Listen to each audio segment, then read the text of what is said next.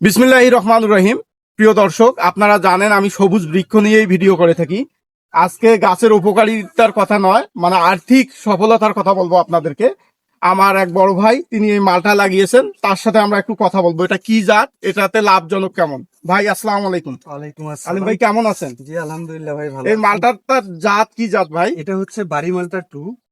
এই মালটাতে প্রচুর পরিমাণে মিষ্টি থাকে। এটা হচ্ছে আমরা বাজারে যে মালটা কিনে খাই সেই মালটাতে হচ্ছে 6% যেটা সুগার, জি। সেটা আর এটা 8%, ওটার থেকে 2% তাহলে বেশি আছে। বেশি, হ্যাঁ। বেশি আছে, কিন্তু এর কালারটা কখনোই মানে লাল হবে না। লাল, এই কালারটা তার মানে এটা সবুজ মালটা। আমাদের দেশি মালটা হিসাবে বাজারের ব্যাপক চাহিদা আছে।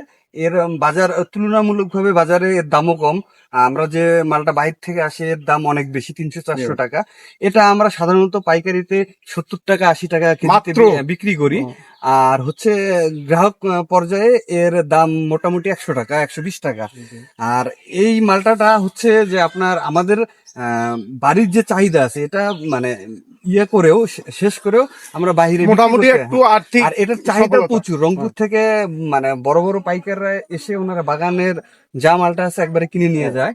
তো এতে করে মোটামুটি একটা আর্থিক লাভবান হয়। হওয়া যায়। হ্যাঁ, তো ঠিক আছে ভাই, আপনাকে অনেক ধন্যবাদ।